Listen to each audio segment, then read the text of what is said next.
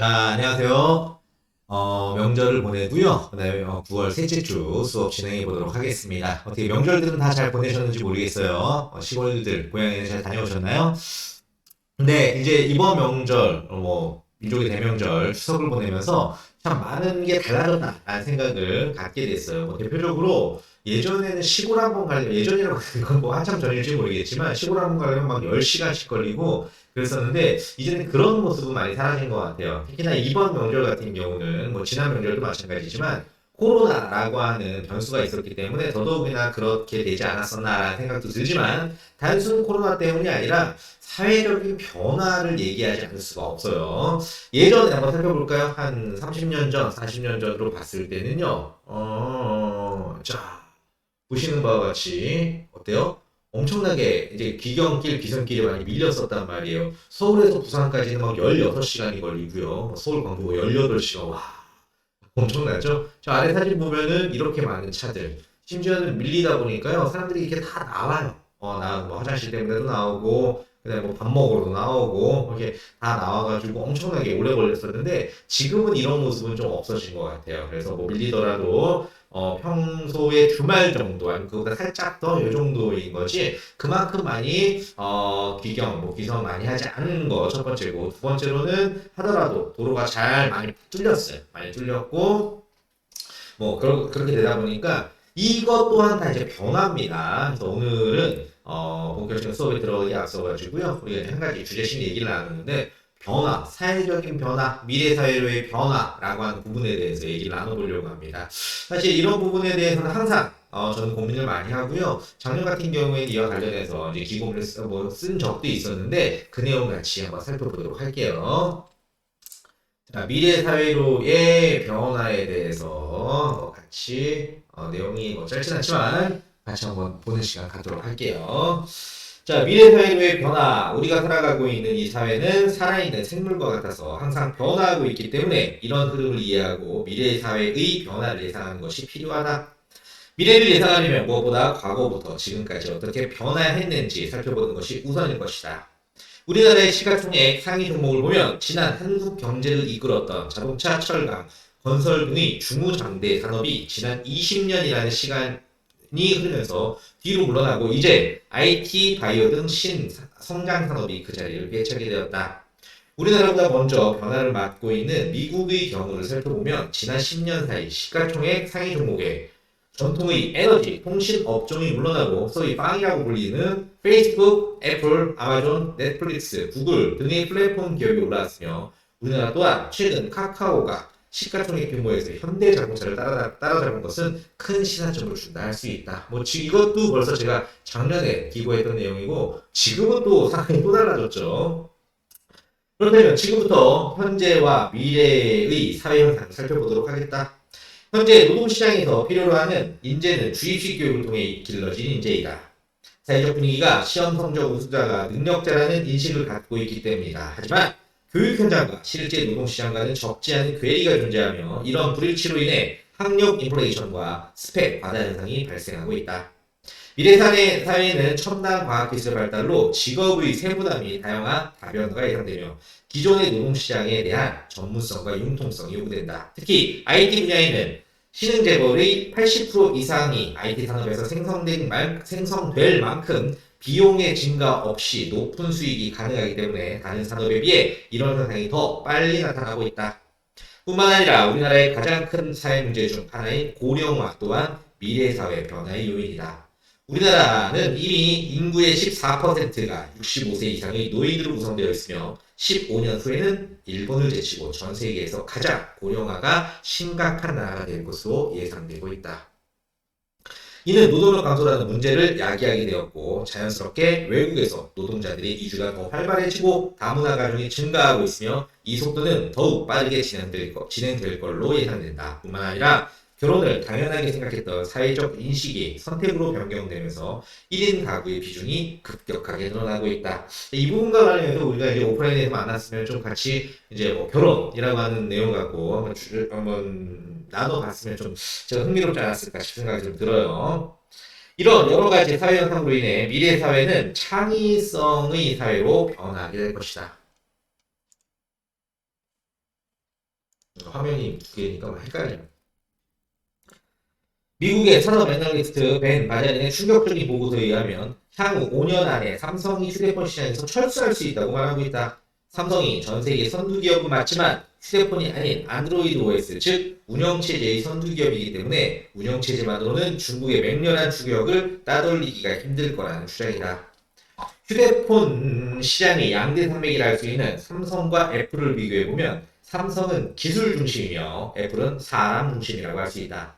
삼성은 전력 제어 기술, 무선 단말기 데이터 서비스 제공 기술, 무선 지원의 효율적인 사용 기술, CDMA 관련 기술 등을 중점적으로 내세우고 있는 반면 애플은 밀어서 잠금 해제, 멀티터치 탭 확대, 바꿈 모양 아이콘 배열, 둥근 모서리 등을 내세우고 있기 때문이다.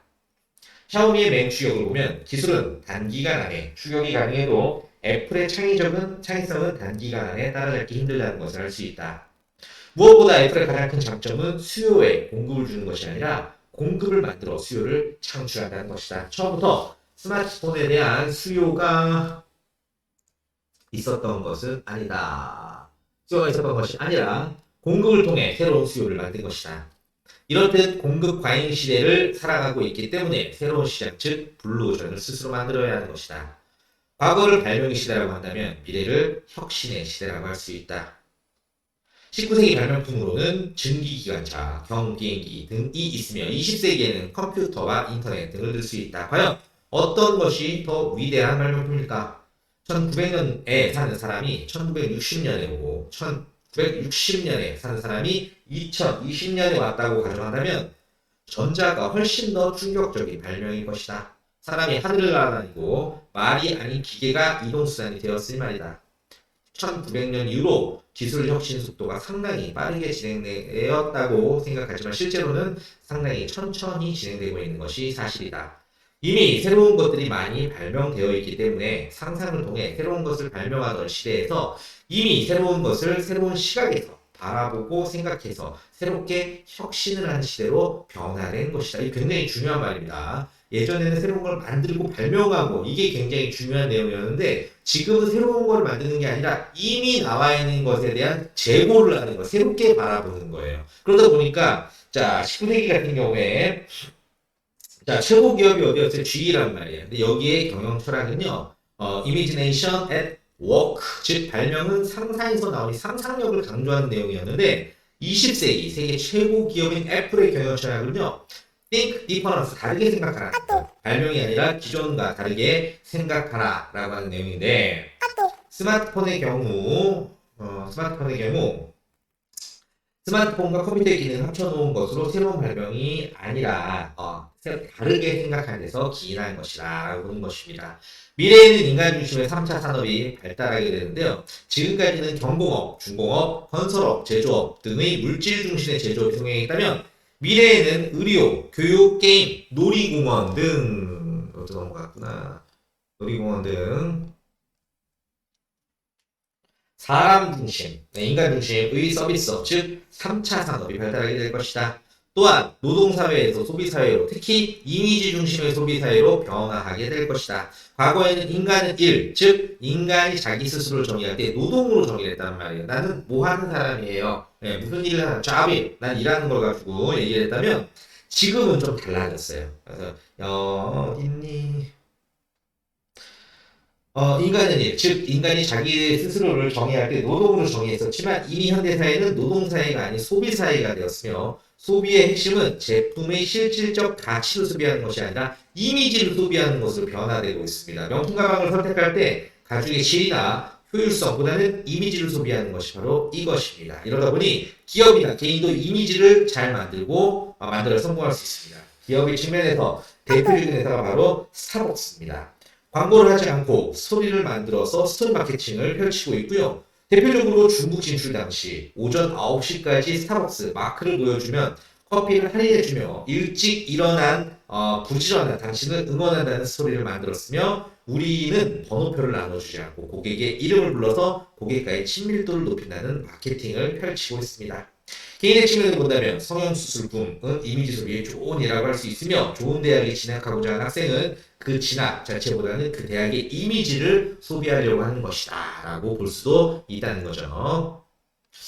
마지막으로 기업 관념에서 미래 사회의 변화의 모습을 본다면 이케아를 뽑을 수가 있습니다. 이케아는 기존의 고정관념을 탈피하고 색다른 방법으로 마케팅에 성공하고 있습니다. 직접 조립함으로써 상품의 가치를 올리고 아주 쉬운 가구도 일부러 약간 어렵게 만들고 산업혁명 이후 기계가 인간의 노동력을 대체했기에 보여주기 힘든 남성성을 보여줄 수 있는 공간으로 발상의 전환을 해서 여자 혼자 쇼핑이 불가능하도록 하고 너무 넓은 매장에 직진밖에 안 되기 때문에 강제 쇼핑을 하도록 만들었습니다. 뿐만 아니라 미국의 모바일 메신저인 스냅챗은 일정 시간이 지나면 메시지 자동 삭제 기능을 통해 정보는 모으는 게 아니라 버리는 것으로 발상에 전환을 하게 된 거죠. 에어비앤비는요, 저도 많이 사용하는데 방 하나 없는 세계 최대의 숙박업체로 성장을 하고 있습니다. 이렇듯 미래 사회에는 창의와 혁신이라는 키워드를 중심으로 변화하고 있고 우리는 이를 고려하여 변화를 예상하고 준비해야 할 것입니다. 라고 하는 내용인데 어찌 보면 너무나도 당연한 내용이죠. 하지만 이 사회는 계속해서 변화하고 있어요. 근데 변화하고 있는 것을 우리가 이제 잘 보면서 어떤 방향으로 가고 있는지를 보고 그거에 맞춰가지고 우리가 준비를 한다면 좀 더 좋은 결과가 있지 않겠느냐라고 하는 생각을 갖게 됩니다. 자, 그래서 오늘 이제 첫 번째 우리 같이 나눴던 주제는 사회적인 변화하고 있기 때문에 우리도 항상 주변을 살피고 변하는 내용을 살펴보면서 가야 된다라고 하는 얘기에 대해서 한번 나눠봤고요. 자, 지난 시간에 이어가지고요. 우리 조직 경영에 대해서 한번 살펴보는 시간 갖도록 하겠습니다.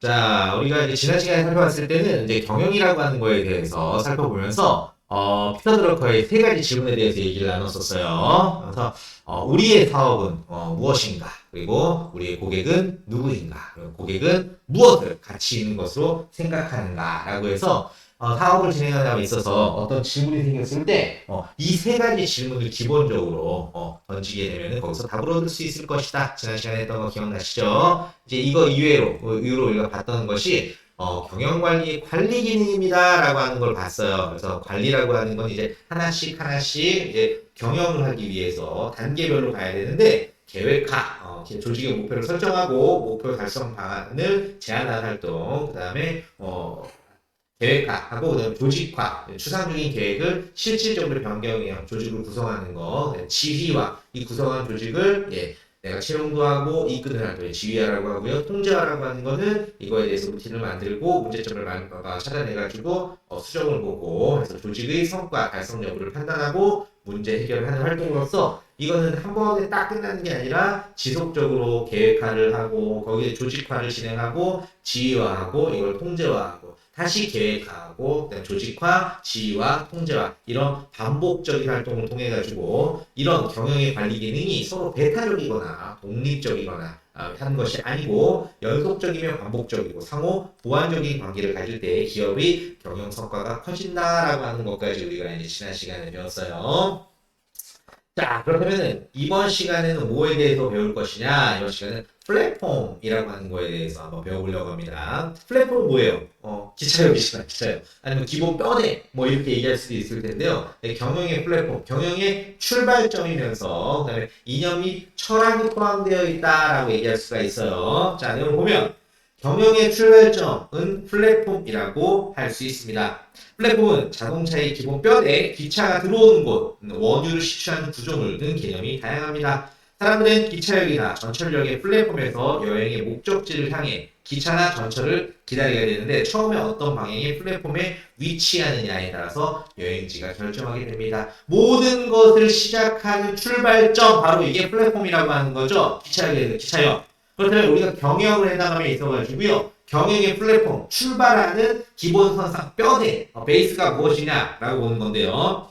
공급자와 고객이 만나는 장터라고 얘기할 수도 있을 것이고요. 그 다음에 경영 이념, 경영 철학을 포함하고 있다. 물론 경영이라고 하는 거, 기업을 경영하는 거는요. 가장 주된 목표가 뭡니까? 이익의 창출이에요. 내가 돈을 벌려고 하는 거긴 하지만 단순히 돈을 벌려고 하는 것보다도 내가 이 사업장을 운영함으로 인해 가지고 경영 이념, 경영 철학 어떤 것을 가져가는지는 이 기업체가 롱런할 수 있고 올바르게 갈 수 있는 아주 기본적인 기본이 된다. 이걸 플랫폼이라고 얘기할 수 있다라고 보시면 될 것 같아요. 그에 앞서서 우리가 회사라고 얘기를 하는데요. 컴퍼니라고 하는 거에 대해서 한번 생각해 볼 필요가 있어요. 우리가 얘기하는 컴퍼니, 회사는요, 함께라고 하는 말과 penny, 빵이라고 하는 거, 마지막으로 이야. 그래서 먹는 거 해서 회사는 함께 빵을 먹는 것이다. 함께 빵을 만들어서 먹는 그런 사람들을 우리가 컴퍼니라고 하는 것이다. 굉장히 큰 의미를 갖고 있는 거죠.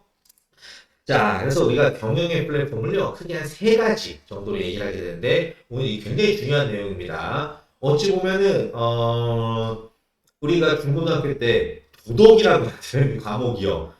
별로 중요해 보이진 않지만 살면서 굉장히 중요한 과목이거든요. 근간이 돼야 되는 겁니다. 우리가 경영을 해나가면서 돈을 잘 벌어야 마케팅도 잘해야 되는 거고, 뭐 유지 보수도 잘해야 되는 거고, 뭐 여러 가지가 있을 수 있겠지만 이 기본이 되는 거 플랫폼에는 총 3가지가 있어요. 뭐가 있냐? 핵심 가치, 그다음 비전, 그리고 사명입니다. 거꾸로 보는 게 더 맞아요.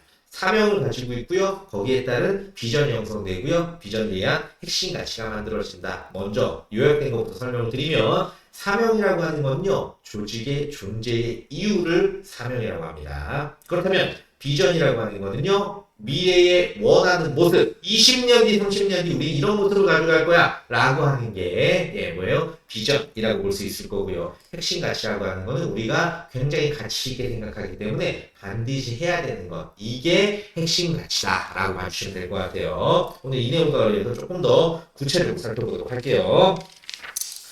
자, 먼저 기본적으로 조직의 사명이다. 사명, 회사명이 아니라 내가 갖고 미션, 이게 뭐냐라고 보면은요.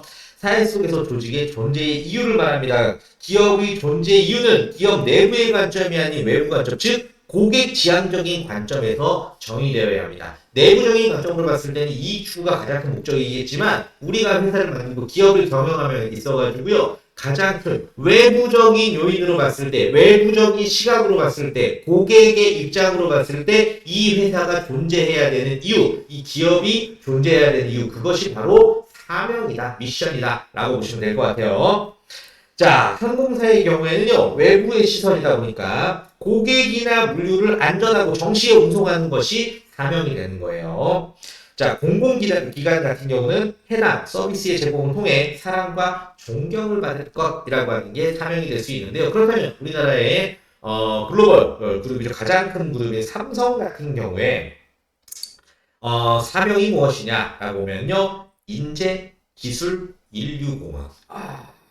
다시 말씀드릴게요. 삼성이라고 하는 그룹, 기업의 사명이 무엇이냐, 미션이 무엇이냐라고 보니까 인재, 기술, 인류공학. 이게 삼성이라고 하는 기업이 존재하는 그 이유다, 그 가치다 라고 보시면 될 것 같아요. 자, 사명을 정할 때 고려한 물음과 답변은 다음과 같습니다. 물음, 왜 우리 조직이 존재하는가? 누구의 시각으로 봤을 때 우리의 시각이 아니라 고객의 시각, 외부의 시각으로 봤을 때 왜 우리 기업이, 우리 회사가 존재해야 되는지, 이것이 사명이 되는데요. 삼성은 인재, 기술, 인류공헌이라면 또 큰 기업 중에 하나 3M이라고 하는 회사를 보면은 해결할 수 없는 문제를 창의적으로 해결하는 것. 이게 회사의 사명입니다. 또 추가적으로 좀 더 볼까요? 슈레펜커드라고 하는 HP, 프린터, 컴퓨터 만드는 회사잖아요.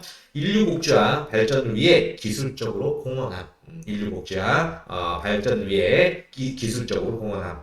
맥킨지, 기업이나 정부가 성공할 수 있도록 도움을 준. 매크, 그다음에 인간의 수명을 보호하고 향상시킴. 소니, 일본의 이제 전자제품 만드는 기업인데요. 공공의 효익을 위해서 발전하는 응용 기술의 즐거움을 경험하도록 함. 자, 그 다음에 월마트, 미국의 가장 큰 마트, 우리나라의 이마트 같은 개념이죠. 월마트, 평범한 사람들도 부자들이 구입하는 물건을 살 수 있도록 함. 월트 디즈니, 사람들을 행복하게 만든, 이것이 이들 회사가 존재하는 이유다. 그것을 바로 우리는 뭐라고 부르느냐? 사명이라고 부른다 라고 생각하시면 될 것 같아요. 그런 기업이 사명을 결정했어요. 우리는 이러이러한 이유 때문에 우리 회사가 존재하는 거야. 그러니까 삼성 같은 경우에는 인류의 공헌도 하고 기술 인재를 위해서 우리가 존재하는 것이야 라고 만들었단 말이에요. 그 다음번에 뭐예요? 비전을 같이 봐야 된단 말이에요. 비전은 뭐라고 정의했어요? 미래에 원하는 모습, 우리의 기업이 너와 내가 같이 회사를 만들어서 우리가 원하는 모습이 과연 무엇인가 라고 보니까요. 조직의 비전은 조직의 사명을 기초로 하는 미래의 꿈이며 희망으로 자기 자신과 조직의 모습입니다. 조직의 10년에서 30년 이후의 모습은 조직 구성원의 현재 꿈에 의해서 결정되는데 비전은 조직이 무엇이 되고자 하며 어디로 갈 것인가를 나타내주는 미래 발전의 나치판 같은 역할을 해준다. 우리가 사명, 존재는 했어. 우리가 나아갈 방향, 이거에 대한 나치판적인 역할을 해주는 것이 바로 비전이다 라고 얘기하면 되는데 근데 이 조심해야 되는 게 있어요. 조직 비전을 선정할 때 경영자 혼자 하거나 경영진 그들만의 리그가 되어서는 안 된다는 거예요. 조직 비전을 설정할 때 기업이 주의해야 할 것은 경영자나 일부 사람들이 주도적으로 비전을 만들어서는 안 된다는 사실입니다. 비전은 내부 구성원 모두의 참여와 합의 과정을 거쳐서 만들어야 하는 그런 내용이다. 그래야지 전부 다 같이 한 것을 바라보고 가서 결국엔 그 모습을 만들 수 있을 테니까요. 자, 그렇게 되는데 미국 서부의 명문 대학인 스탠포드 대학은 이미 1940년부터 미국 서부의 하버드 대학이 되는 이것을 본인들이 비전으로 삼았습니다. 다시 말씀드릴게요. 미국 서부의 명문 대학인 스탠포드 대학은 이미 1940년 경부터 미국 서부의 하버드 대학이 되는 것이라고 하는 본인들의 비전을 갖고 있었기 때문에 그거에 한 발짝 한 발짝 다가섰습니다. 자, 그렇다면 여기 이쯤에서 이제 궁금하죠. 우리나라의 글로벌 최대의 기업인 누구? 삼성 같은 경우에는 어떤 비전을 갖고 있느냐를 보니까 미래 세계에 영감을 불어넣고 미래를 창조하는 것. 좀 느낌이 오지 않아요? 미래 세계, 삼성 같은 경우에 미래 세계에 이걸 영감을 불어넣고 생각을 하는 거야. 영감을 불어넣고 그 생기를 넣어가지고 미래를 새롭게 만들어가는 것. 그걸 하기 위해서 스마트폰이라고 하는 걸 만들었고요. 그 다음에 하다 보니까 어때요? 이렇게. 예. 저도 이제 폴더블 폼 쓰거든요. 접힐 수 있는 기능과 관련해서. 이제는 롤러블 폼도 나오고, 할 거 아니에요? 이런 것처럼 기술 혁신을 통해가지고 미래 사회에 대한 영감을 주고, 그거에 대해서 하나씩 하나씩 다가가면서 미래 사회를 발전시키는 것이 바로 미래 사회를 창조하는 것이 삼성전자의 비전이다라고 볼 수 있을 것 같아요. 자, 그렇다면 사명이라고 하는 거는 우리의 기업이, 우리의 회사가 경영을 하면서 존재하는 외부적인 시각으로 봤을 때 그 이유가 사명이다 라고 하는 얘기 나눴고요. 두 번째로 그렇다면 그 사명을 가지고서 우리가 나아가야 되는 방향, 이런 모습이 될 거야. 10년, 20년, 30년 뒤에는 그것이 바로 뭐예요? 비전이다 라고 얘기를 했었고요. 그렇다면 요렇게 가기 위해서 우리가 반드시 이것만은 지켜야 돼 라고 하는 것이 바로 뭐다? 핵심 가치다 라고 보시면 될 것 같아요. 핵심 가치는 조직 구성원이 소중하게 여기는 것이라고 할 수 있으며 조직 문화라고 얘기할 수 있습니다. 즉 핵심 가치는 조직 구성원들이 지켜야 할 원칙과 철학으로 조직의 마음과 영혼을 나타냅니다. 조직과 구성원 간에 유기적으로 확산된 공유가치, 쉐어밸류는 종업원들의 의미 있고 일관된 행동을 안내하는 말로 할 수 있는데 그렇다면 초인류 기업인 우리 삼성의 핵심 가치는 어떻게 되느냐라고 보니까 인재제일, 변화선도, 상생추구, 최고지향, 정도경영이다. 다시 한번 말씀드릴게요. 초인류 기업 삼성의 핵심 가치는 인재제일, 변화선도, 상생추구, 최고지향, 정도경영이다. 왠지 좀 그거대로 좀 가고 있는 것 같아요. 인재를 제일로 생각하고 정도경영을 해가지고 정도경영 용어 잘 모르겠네. 해가지고 가고 있다라고 보시면 될 것 같은데요. 이 핵심 가치와 관련해서 굉장히 유명한 한 기업이 있어요. 네, 이 존슨앤존스라고 하는 기업인데요. 이 기업은 본인들이 갖고 있는 핵심 가치와 관련해서 그냥 딱 정해가지고 다 이거 하자라고 하는 것보다도 같은 온 이제 구성원들이 기업의 구성원들, 종업원들, 직원들이요 이거에 대해서 도출을 같이 해내고 난 다음에 매일 일을 하면서 매일은 아니겠지만 본인들이 이거에 대해서 다시 한번 항상 같이 읽고 되뇌이면서 이제 하고 있는 우리의 신조라고 하는 내용이 있거든요. 그래서 존슨앤존스에 근무하는 조직 구성원들의 핵심 가치를 한번 같이 한번 읽어보도록 할게요, 제가. 우리의 첫째 책임은 우리의 상품과 서비스의 수요자인 의사, 간호사, 환자와 자녀를 가진 아버지와 어머니를 비롯한 모든 사람들에 대한 것이라고 믿는다. 그들의 요구에 부응하기 위해 우리의 상품은 항상 최고의 품질이 유지되어야 한다. 우리는 적절한 상품 가격을 유지하기 위하여 원가를 절감하는 노력을 끊임없이 경주하여야 한다. 우리는 고객의 주문을 신속하고 정확하게 처리하여야 한다. 우리의 제품을 취급하는 사업자도 정당한 이익을 올릴 수 있도록 하여야 한다. 자, 우리의 둘째 책임은 전 세계 어디서나 우리와 같이 근무하는 모든 남녀 직원에 대한 책임이다. 모든 직원은 각자가 한 인간으로서 대우받아야 한다. 우리는 그들의 인간적인 존엄성을 중시하고 각 개인의 가치를 인정하여야 한다. 우리는 모든 직원이 안심하고 직무를 수행할 수 있도록 하여야 한다. 대우는 정당하고 적절하여야 하며 근무 환경은 청결하고 잘 정돈되고 또한 안전하여야 한다. 우리는 모든 직원이 그들의 가족에 대한 책임을 다할 수 있도록 세심한 배려를 하여야 한다. 직원들은 각자의 의견을 개진하거나 고충을 토로하는데 자유로워야 한다. 직원의 채용, 능력 개발 및 자질을 갖춘 직원의 승진에 있어서 균등한 기회가 제공되어야 한다. 우리는 우수한 경영진과 관리자를 확보하여야 하며 경영 관리는 공명정대하고 도덕적 바탕 위에 이루어져야 한다. 우리의 세 번째 책임은 우리가 생활하고 근무하고 있는 지역사회는 물론 세계 공동체에 대한 책임이다. 우리는 선량한 시민이 되어야 하며 선행과 자선을 베풀고 적절한 세금을 부담하여야 한다. 우리는 사회의 발전, 건강과 교육의 증진을 위하여 노력하여야 한다. 우리는 우리에게 특별히 제공된 모든 시설을 최상의 상태로 관리, 유지하고 환경과 천연자원을 보호하여야 한다. 우리의 마지막 책임은 회사의 주주에 대한 책임이다. 우리의 사업은 건전한 이익을 올릴 수 있어야 하며 우리는 새로운 아이디어를 끊임없이 창출하여야 한다.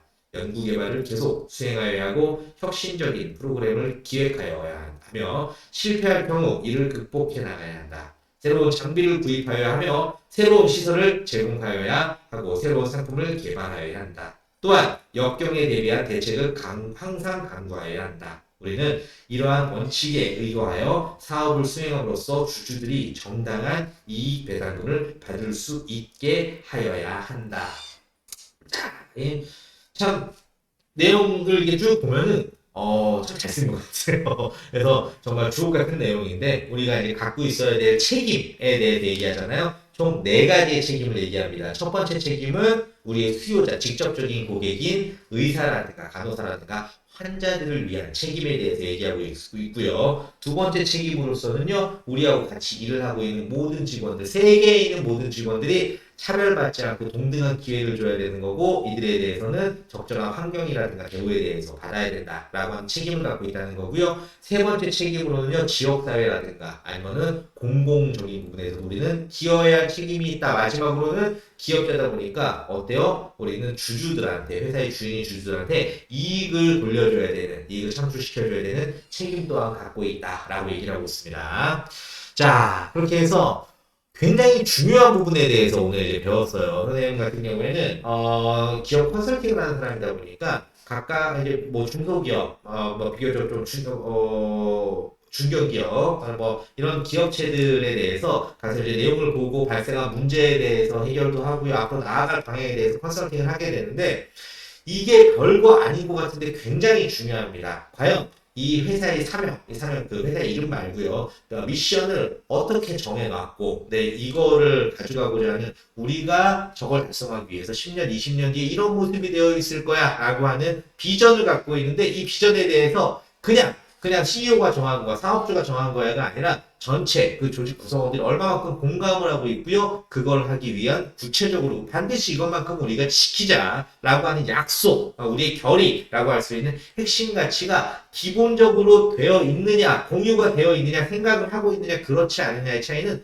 엄청나게 큽니다. 그렇지 않은 기업 같은 경우에는 정말 모래성이 무너지는 것처럼 한번 삐그덕거리기 시작하고 와르르 무너질 수 있지만 기본적으로 사명이 있고요. 그걸 가고자 하는 중간적인 목표, 비전이 있고요. 이거를 구체적으로 하자라고 하는 핵심 가치가 있다면 여러 가지 어려움이 있더라도 이겨낼 수 있는 원동력과 플랫폼 기본이 되어 있는 거예요. 그래서 우리가 당장의 이익만 바라보고 그렇게 갈 것이 아니라 경영을 생각을 했을 때는 항상 고민해야 되는 게 뭐예요? 사명, 우리의 존재 이유, 그 다음에 그거의 중간적인 목표, 우리가 달성하고자 하는 비전, 그 다음에 요거에 대한 핵심 가치, 이거는 기업 경영의 기본 플랫폼이다라고 하는 거 꼭 기억해 두시길 바래요. 자, 그렇게 되고 우리가 이제 다음 시간을 통해 가지고는 뭐를 배울 거냐? 네, 조직 경영 목표를 그러니까 설정을 하게 될 거예요. 무슨 말이냐? 이런 기본적인 게 됐으면은 그 다음에 이제 경영을 해나갈 건데 과연 목표를 어떻게 설정을 하고 이거에 대해서 어떤 방식으로 갈 거고 이걸 평가를 어떻게 해나가는 건지 이런 내용 한번 살펴보도록 하겠습니다. 자, 이번 시간도 수고 많으셨고요. 그럼 다음 시간에 뵙도록 할게요.